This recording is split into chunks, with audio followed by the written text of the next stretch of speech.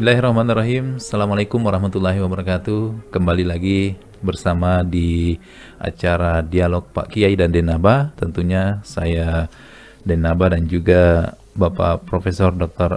Haji Arifuddin Ahmad MA. Assalamualaikum Pak Kiai. Waalaikumsalam warahmatullahi wabarakatuh. Gimana kabarnya nih Pak Kiai? Alhamdulillah masuk di tahap kedua di pertengahan bulan puasa ini. Iya. Alhamdulillah ibadah semakin ringan rasanya. Iya, insyaallah. Dan semoga Allah senantiasa memberikan kesehatan, Amin. semangat, Ya. terutama taufiknya, yakni kemudahan untuk bisa melakukan apa yang kita yakini benar, baik dan bagus. Iya. Dengan taufiknya, insya Allah kita lebih mudah untuk melaksanakan ibadah ini, apalagi puasa dan seluruh amal ibadah lain di bulan suci Ramadan ini kan sambil kita menahan lapar dan dahaga, kita juga berupaya untuk meningkatkan kualitas dan kuantitas ibadah di nama. Jadi saya kira ini kemampuan memanage waktu, memanage kesempatan, memanage juga diri. Energi yang kita miliki dengan pemanfaatan energi untuk hal yang lebih positif di bulan Ramadan ini. Saya kira itu yang salah satu penting. Dan alhamdulillah pada hari ini kita sudah melewati satu hari pertengahan dari pertengahan Ramadan ya. Tepatnya dia 16 Ramadan 1441 Hijriah. Mungkin kalau tahun-tahun lalu Pak Kiai semakin mau selesai ini puasa, godaan semakin tinggi. karena semakin maju. Tapi karena ini kita dalam suasana kena wabah ataupun virus seperti ini, tentu kita lebih banyak di rumah saja, dan mudah-mudahan ini pengaruhnya tidak jauh lebih tinggi daripada tahun-tahun sebelumnya Pak Kiai. Ya, ada istilah, ada tagline kalau tidak salah maksudnya itu rumahku bersinar. Rumahku bersinar, ya. Di bulan Ramadan. Iya. Karena amalia Ramadannya lebih banyak di rumah dilakukan, jadi jadi tagline-nya itu rumahku bersinar. Baik, iya. Langsung saja kita ke pertanyaan ini Pak Kiai. Kebetulan kemarin siaran sahur ada pertanyaan dari ibu yang ada di Kabupaten Takalar tadi. Ini belum dijawab ya.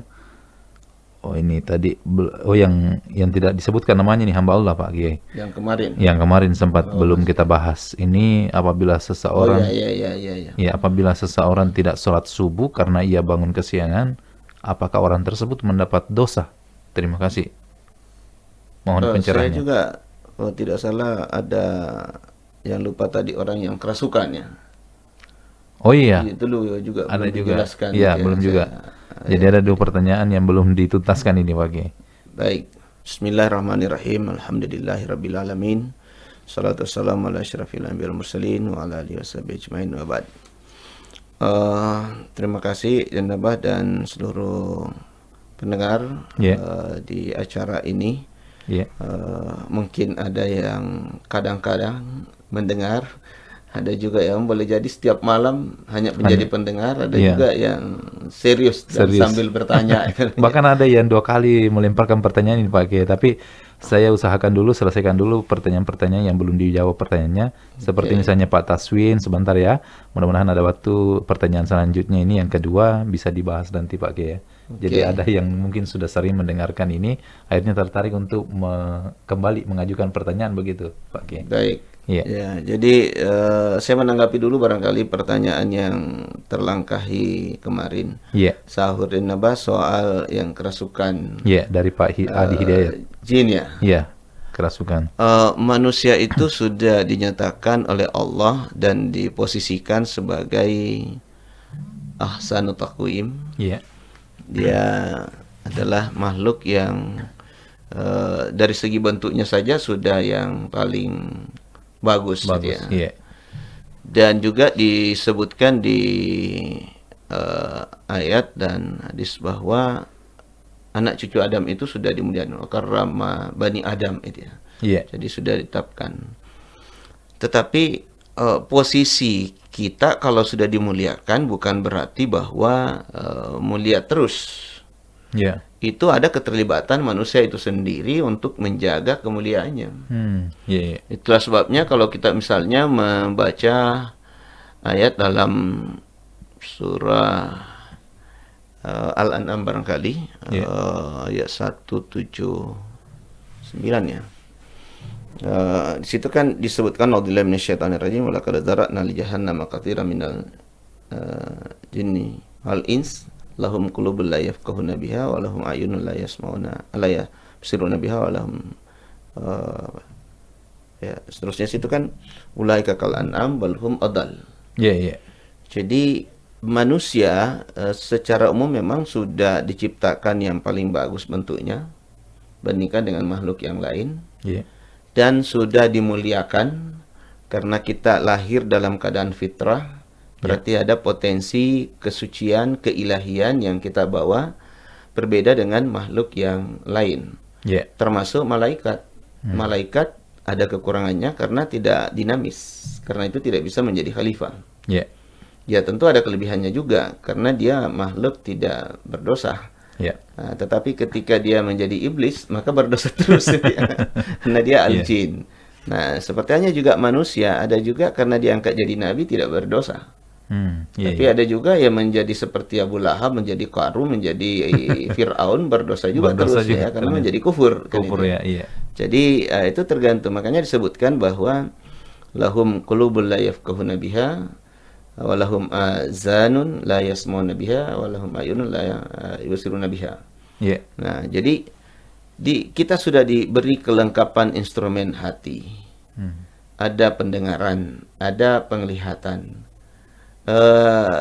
Makhluk lain ada penglihatan, ada pendengaran tetapi tidak dikasih hati. Nah, hati ini yang bisa menjadikan manusia menjaga kemuliaannya. Sekaligus ketika dia tidak fungsikan hati ini dengan benar atau instrumen yang lain dengan benar, maka itu akan membalik posisi itu menjadi kal an'am balhum adal. Dia bisa lebih rendah, lebih hina daripada binatang. Nah, apalagi jin. Nah, jin malah sudah menyatakan dirinya bahwa seharusnya saya lebih mulia. Karena halaktani minar laktama nas itu adalah min turab gitu ya. Nah, jadi diciptakan dari saya kan api. Diciptakan dari api, sementara kan dari tanah. Sementara api itu lari naik. Ya. Tanah itu diinjak. Jadi potensi kesombongan yang ada pada jin itu ada istilah orang ya, kalau kaya lalu sombong ya itu biasa, tetapi kalau miskin sombong lah itu ya.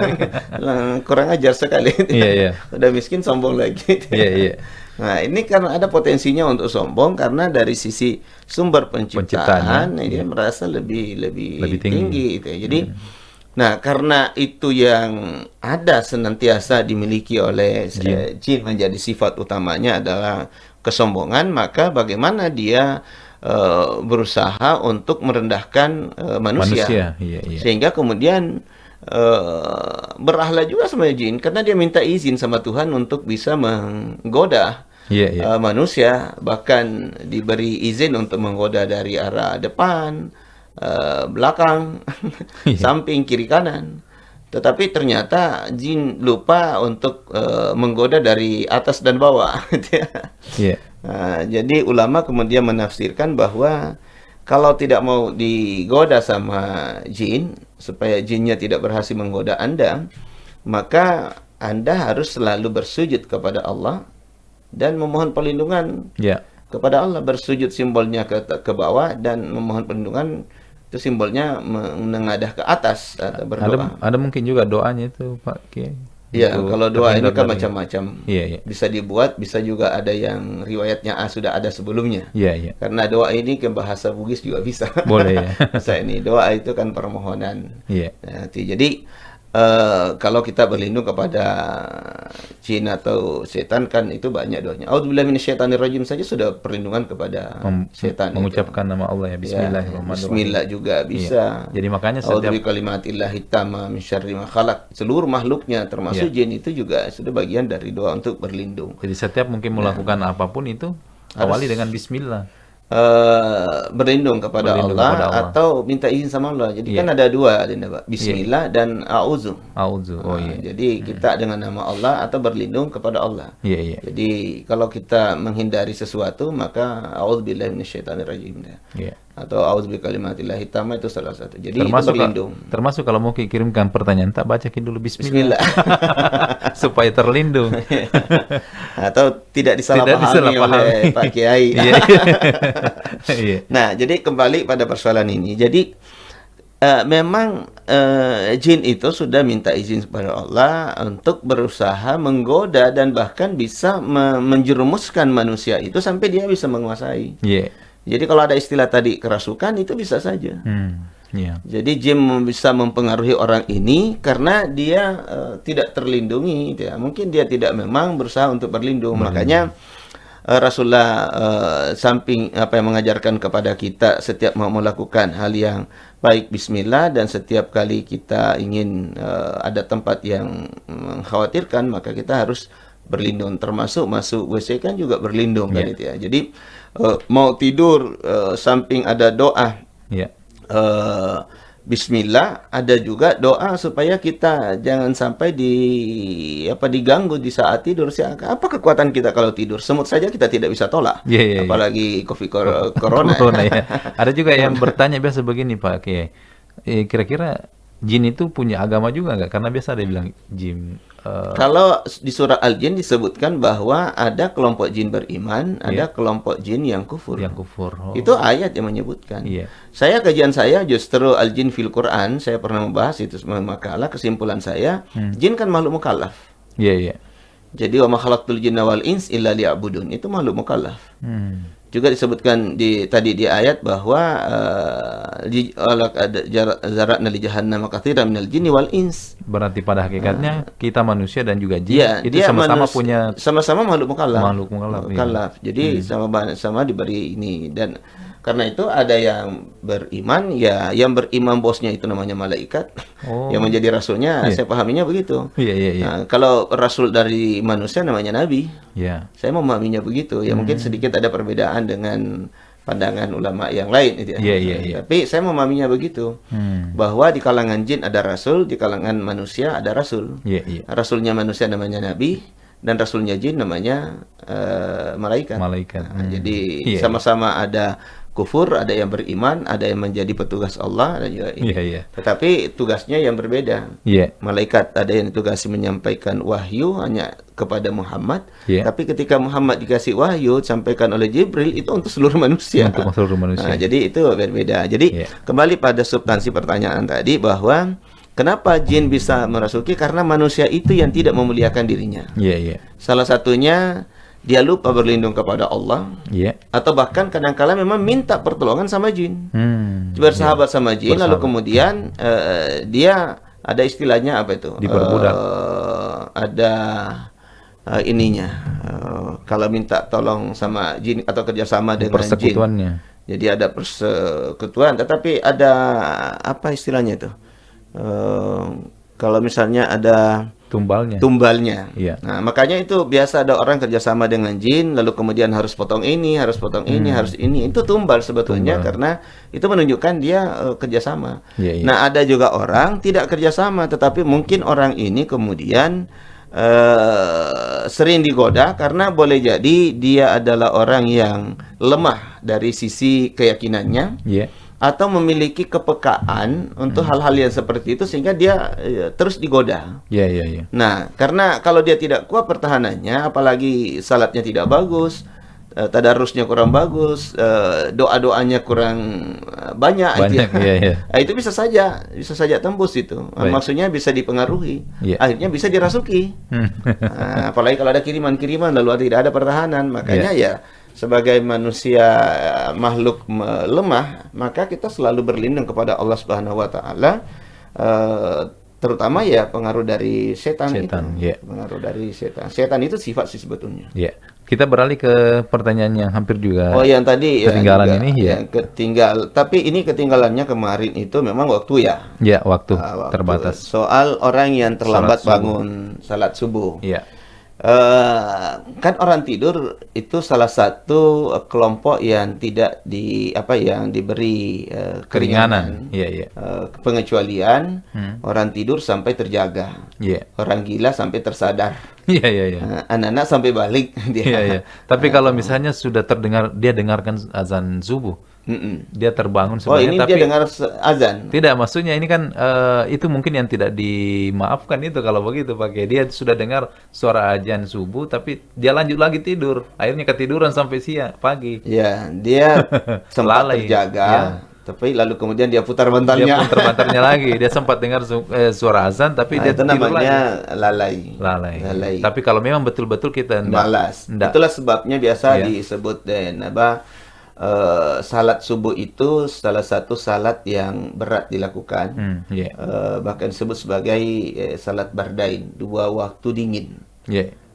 Dan siapa melihara salat bardain kan rewardnya surga itu disebutkan. Sayangnya reward haji yang banyak tergoda, reward salat subuh tidak sebanyak semangatnya Padahal surga juga lebih murah sebenarnya. Lebih murah. Tapi biasanya lebih sulit. Kalau haji mahal, tetapi kan ada prestisenya. Ya. Karena pulang ada gelarnya. Kalau salat subuh tidak ada gelarnya. Subuh siapa begitu kan? Bahkan ada juga orang yang biasa begitu niatnya pergi haji karena mau mendapatkan tempat duduk yang paling depan. Kalau misalnya ada acara-acara begitu. Semoga kita terlindung dari ria begitu atau prestise. Karena itu akan menghabiskan pahalanya. Kembali pada pertanyaan ini, kalau dia memang tertidur, itu tidak ada dosa baginya. Tapi ulama kemudian memberi petunjuk bahwa supaya salat sebetulnya itu kan tidak secara tegas bahwa dia punya qada. Sekalipun ada ulama boleh mengqada salat dia. Jadi sebetulnya ini kan kalau dia terbangun sudah terbit matahari, itu bukan lagi salat subuh, salat duha. Tetapi dia posisinya hanya melakukan qada salat subuh. Jadi ulama terutama di kalangan mazhab Syafi'iyah, karena salah satu prinsipnya ihtiyat, kehati-hatian, maka kemudian begitu bangun langsung ambil air wudu dan langsung salat, tidak usah dikerja yang lain. Maksudnya itu yang kamu prioritaskan karena kamu sudah meninggalkan, sekalipun meninggalkan itu dalam ketidaksadaran. Jadi pada prinsipnya bukan lagi menjadi kewajiban baginya, karena waktu itu terlewati dan dia tidak sadar. Jadi sama orang pinsang. Jadi itu tidak sadar sebetulnya. Tapi beda tadi kalau kemudian dia sebetulnya sudah dengar lalu kemudian pura-pura sebentar. Itu namanya salat orang munafik, orang malas sebetulnya. Jadi salah satu ciri orang munafik suka menunda-nunda salatnya. Mudah-mudahan kita dalam hadis. Jadi ternyata menunda salat itu bisa juga menjadi munafik orang ya. Jadi hati-hati gini pendengar ya. Memang apalagi kemunafikan ini sangat sulit dihindari. Dan karena itu kita memohon kepada Allah Subhanahu wa taala semoga diberikan ketulusan, keikhlasan beribadah. Karena ibadah ini bisa menjadi konsumsi politik juga. Kita beralih ke pertanyaan selanjutnya nih Pak Kiai. Karena kita juga ini Pak Muhammad Asri di Bontojaya, Kabupaten Bantaeng. Kenapa orang yang mati karena COVID-19 dikatakan mati syahid? Nah, apakah orang yang terkena penyakit COVID ini terus meninggal dikatakan syahid atau memang tergantung dari kematian seseorang itu sendiri? Syahid secara bahasa diartikan kan disaksikan ya. Tetapi syahid secara istilah itu karena berjuang mempertahankan sesuatu yang sesuai aturan Allah itu ya. Tapi ada syaratnya dalam keadaan beriman. Harus beriman ya. Jadi sekalipun dia mati dalam peperangan, tetapi tidak dia memusuhi justru umat Islam, maka dia mati kufur.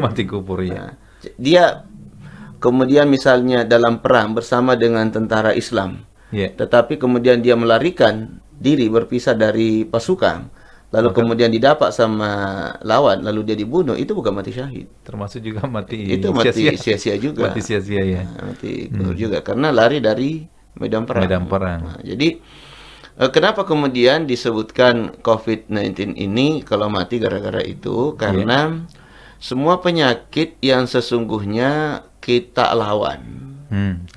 Pada hakikatnya di situ ada al-juhdu, ada kesungguhan untuk melawan itu. Jadi syahid itu kan banyak posisinya. Orang keluar menuntut ilmu karena dia berjuang untuk mencari ilmu lalu mati dalam perjalanannya, itu juga bagian dari kategori syahid. Seorang ibu melahirkan karena dia sulit ya, dia melawan untuk mempertahankan lahirnya anaknya lalu kemudian meninggal, itu juga syahid. Karena dia mati untuk mempertahankan hidupnya yang sesungguhnya dia tidak hendaki, dan penyakit itu adalah sesuatu yang susah dilawan karena dokter juga tidak bisa menyelamatkannya. Maka kemudian dia disebut sebagai mati syahid itu ya. Tetapi kalau dia kenanya corona awalnya karena dia pergi di tempat maksiat misalnya, di tempat maksiat lalu kena lalu dia tidak salat lalu mau disebut mati syahid, ya nalar saya kayaknya sulit menerima. Sulit, tergantung sebab dan musabatnya ya. Jadi lebih banyak kepada sebetulnya ya landasannya pertama dia harus beriman. Dia berjuang untuk tetap mempertahankan hidup supaya tetap bisa beribadah. Bukan mempertahankan hidup supaya tetap bisa berbuat maksiat. Kita tidak bisa sih. Saya tidak, ya secara umum bisa disebut, tetapi saya tidak bisa menjamin bahwa apakah semua orang yang mati yang COVID itu mati syahid. Saya tidak bisa menjamin karena saya tidak tahu kondisinya semuanya. Dia berjuang. Kecuali kalau dia misalnya mungkin pergi sholat berjamaah terus terkena. Ya, jadi bukan saja berjamaah, karena kita juga pergi mencari nafkah, itu kan juga sebetulnya melaksanakan tugas. Melaksanakan kewajiban, karena mencari nafkah bagi suami terutama, itu kan melaksanakan kewajiban sebagai suami. Jadi bukan ibadah mahdah saja. Selama yang kita lakukan itu bisa dinilai sebagai ibadah, baik itu ibadah muamalah, atau ibadah ammah, atau ibadah mahdah, maka niatnya karena Allah Subhanahu wa taala, lalu dalam perjalanannya kena musibah, karena dia musibah namanya, maka dia dihukum sebagai mati syahid. Jadi ukurannya di situ Pak Kiai ya. Tapi saya tidak bisa menjamin bahwa seluruh yang COVID itu. Kecuali mungkin kalau petugas medisnya. Petugas medis sudah pasti karena kalau dia memperjuangkan Tapi kalau dia dasarnya menghadapi itu, kan petugas medis ini tidak semuanya muslim kan? Saya tidak bisa menjamin kalau dia bukan muslim. Jangan sampai dia hanya atas nama negara. Atas nama negara. Dia menjalankan tugas lalu dia tidak salat dalam tugasnya. Bagaimana bisa disebut syahid? Syahid ya. Sekalipun dia muslim. Jadi jelas. Tapi dia lebih menjadi abdi negara daripada menjadi abdillah. Gimana? Dia menjalankan tugas negara. Pahlawan dia pahlawan. Lebih tepatnya ke pahlawan ya. Dia jadi pahlawan negara, tapi belum tentu menjadi syahid. Saya tidak bisa menjamin itu, tergantung niatnya orang. Wah, sangat jelas sekali Pak Kiai. Kita beralih ke pertanyaan selanjutnya ini dari Pak Syahril di Tinumbu. Ini kayaknya pertanyaan kedua dia lempar ini Pak Kiai. Karena sebelum-sebelumnya saya sudah pernah dengar namanya nih Pak Syahril di Tinumbu. Ini bagus namanya karena dia setia dan mengikuti. Kalau saya sih justru perlu diapresiasi. Karena tidak hanya menjadi pendengar, malah ikut senantiasa menyampaikan pertanyaan. Berarti keseriusannya ya ada indikator lebih serius untuk kemudian menyertai kegiatan ini atau mengikuti kegiatan ini. Ini pertanyaannya, kita tahu bahwa di akhirat nanti ini kita akan mempertanggungjawabkan amal dan dosa kita secara nafsi-nafsi atau masing-masing ya. Tidak ada yang kita tahu bagi orang beriman ya. Bagi orang kafir dia tidak mengimani itu ada pertanggungjawaban di akhirat itu. Jadi selesai di dunia selesai. Tidak ada yang akan bantu. Tapi terkait seruan umara dan ulama saat ini untuk tidak ke masjid karena COVID-19, kira-kira ini seperti apa pertanggungjawabannya nanti nih Pak Kiai? Yang saya pahami dari Naba, ada dosa pribadi, ada dosa sosial. Kenapa saya menyatakan itu? Karena ada firman Allah menyebutkan A'udzubillahi minasyaitonir rajim, ta'awanu 'alal birri wat taqwa wa la ta'awanu 'alal itsmi wal 'udwan. Berarti ada juga doa berjamaah. Ada dosa berjamaah. Jadi Saya biasa juga menyampaikan bahwa kalau kita membangun masjid itu juga adalah bisa mendapatkan pahala berjamaah. Iya. Jadi bukan yang dapat pahalanya saja adalah orang yang menyumbang tegel untuk imam masjid, tetapi yang menyumbang juga untuk atap, untuk apa, itu juga semuanya adalah bagian yang mendapatkan yang hal yang sama. Iya. Nah, jadi kalau misalnya ini juga perlu kehati-hatian dalam menerapkan hukum. Saya tertarik dengan, kalau tidak salah, salah satu dosen tafsir di di Universitas Madinah. Yeah. Itu menafsirkan ayat surah Yusuf ayat 87 misalnya. Yeah. Ya bunayya izhabu wa tahassasu min Yusuf wa akhihi wa la tayasu min rahillah innahu la ya'asu min rahillah illa al-qaumil kafirin. Ini konteksnya adalah Nabi siapa namanya bapaknya Nabi Syuaib ya. Yeah. Nabi Syuaib itu kan kemudian dalam sejarah surah Yusuf dia kan akhirnya menjadi buta. Yeah. Lalu kemudian Yusuf sama saudaranya ini kan beda ibu. Yeah. Lalu saudara-saudaranya yang lain itu kan iri. Lalu kemudian karena dia bawa itu saudaranya, lalu kemudian dia buang ke sungai, ke sumur kan? Ke sumur, iya. Lalu kemudian tapi kan disuruh, karena tidak yakin kalau anaknya meninggal, maka disuruh cari kembali. Nah, ternyata kan Nabi Yusuf diambil sama salah seorang musafir, pedagang, akhirnya kan dibawa ke kota, lalu kemudian dia pernah dipenjara, lalu kemudian diangkat jadi bendahara raja kan itu ya, bendahara negara. Nah, jadi disuruh, jadi jangan kamu putus asa atas rahmat Allah. Yeah. Jadi menurut saya ini kan COVID ini juga harus dihadapi seperti itu. Nah, yang menarik sebetulnya penafsiran salah seorang dosen tafsir di Madinah, namanya Syekh atau Profesor Dr. Muhammad Sulaiman Al-Ashqar. Yeah, yeah. Itu pernah menafsirkan ayat ini. Ada 5 hal yang dia sampaikan untuk tidak ini. Pertama, untuk mengambil kebijakan dalam suasana seperti ini. Kan sebetulnya ini kan anak-anaknya Nabi Syuaib ini bingung kan? Dia sudah tahu bahwa dia sudah buang, lalu kemudian disuruh lagi cari. Dia yakin kalau Yusuf itu sudah meninggal, tetapi dia tidak mau membantah juga sama orang tuanya. Nah, jadi bagaimana caranya kita bisa terbebas dari perintah orang tua ini, sementara yang kita mau cari adalah orang yang kita sudah bunuh, kira-kira seperti itu. Tapi Nabi Syuaib mengatakan bahwa Syuaib Yakub ya. Saya lupa Nabi siapa namanya, Yakub itu bapaknya Nabi Yusuf. Nah, itu kan sama, ini kita mau menghadapi COVID, tetapi kita tidak lihat itu. Tidak nampak. Tidak nampak. Jadi orang mengatakan ya, yang ada gejala masih mending, yang tidak ada gejala bagaimana? Orang yang tanpa gejala. Jadi dalam menyikapi seperti ini, dia mengatakan begini. Untuk menyelesaikan perkara-perkara yang besar, permasalahan-permasalahan yang sulit dan sukar, memerlukan cara yang lembut, penuh dengan kesabaran, dan selalu memperhatikan strategi yang baik. Satu. Kedua, indera yang paling penting untuk mencari sesuatu dengan teliti, disebut dalam ayat itu tahassus, mendengarkan nasihat dan saran orang lain agar kita bisa berhati-hati. Jangan terlalu cepat mengambil kebijakan, tutup masjid semuanya, padahal belum ini kan itu ya. Sehingga jangan-jangan tindakan kita itu justru kita berdosa. Karena di zona hijau disuruh tutup masjid. Padahal masjid di masa Rasulullah, kalau yang saya tahu, ketika hijrah ke Madinah, Rasulullah diberi tawaran untuk kemudian bersama dengan kaum suku Hazraj, beliau tolak, suku Aus beliau tolak. Yang dia minta adalah lokasi untuk membangun masjid. Itu menunjukkan bahwa Nabi lebih mementingkan pembangunan eksistensi masjid daripada eksistensi rumah. Karena di masjid dia sudah bisa tinggal juga. Rumah belum tentu bisa menjadi masjid. Nah, kalau masjid bisa ada serambinya.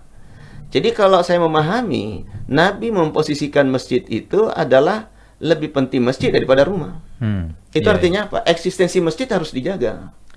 Nah, kita melihat misalnya Mekah.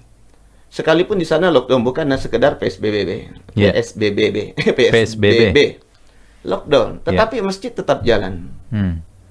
Harus tetap ada petugas, tetap ada orang yang salat, tetap ada orang yang Jumatan, tetap ada. Itu tetap harus dijaga eksistensinya. Kenapa? Karena masjid sebagai pusat peradaban, dia menjadi syiar, menjadi simbol keberadaan Islam, umat Islam. Jadi kalau masjid tidak berfungsi sama dengan mematikan adanya umat Islam di tempat itu. Saya memahaminya begitu. Nah, kalau demikian kemarin juga ada pertanyaan, siapa yang berdosa?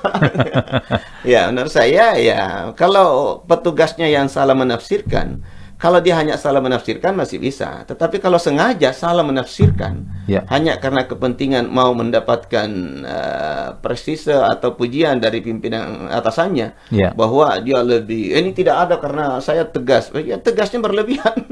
Sampai-sampai orang mau salat yang tidak ada kasus, lalu kemudian di masjidnya ditutup, ya menurut saya hati-hati. Ini sudah 2 kali kita singgung ini, kemarin juga kita singgung ini. Saya kira itu Allah a'lam, mudah-mudahan kita semua dilindungi dari COVID, dan sehingga kemudian masjid karena zona merah sehingga memang harus tidak ada tidak ada salat yang banyak berjamaah, tapi menurut saya tetap harus eksis, azan minimal tetap harus ada, karena itu tadi Nabi mementingkan eksisnya masjid daripada eksisnya rumah. Rumahnya sendiri. Gitu. Jadi betapa pentingnya masjid itu harus tetap menjadi syiar sekalipun di masa COVID-19. Baik Pak Kiai, sembari kita siap-siap untuk makan sahur lagi nih, karena waktu juga sudah membatasi kita. Ada mungkin yang ingin disampaikan Pak Kiai sebelum kita bersantap sahur juga ini? Saya ingin menegaskan hal yang apa tadi disampaikan oleh tafsir Tayassumir rahmatillah atau mirhauillah di ayat lain mirahmatillah. Kadangkala memang menghadapi sebuah masalah besar, kita harus mengambil keputusan cepat. Tetapi juga harus tepat. Cepat dan tepat. Itu cepat dan tepat memerlukan kecekatan, sehingga kita harus segera untuk meminta juga pandangan-pandangan dari pihak yang memiliki kompetensi terkait dengan itu, sehingga kita jangan sampai salah mengambil kebijakan. Tentu sangat berbeda kalau musuhnya nampak. Itu tentu strategi perannya bisa diatur. Mudah diatur. Tapi karena ini tidak nampak, karena itu perlu kehati-hatian sebelum mengambil tindakan. Saya kira seperti itu. Semoga Allah senantiasa memberikan hidayah kepada kita agar kita tidak tersesat di jalan yang salah. Amin. Tidak apa-apa tersesat dan yang penting di jalan yang benar. Saya kira demikian. Mohon maaf atas segala keterbatasan dan kita kembalikan segalanya kepada Allah Subhanahu wa taala. Mari kita mengakhiri dengan sama-sama membaca subhanakallahumma bihamdik asyhadu an la ilaha illa anta astaghfiruka wa atubu ilaik. Dan Allah wa iyyakum. Wassalamualaikum warahmatullahi wabarakatuh.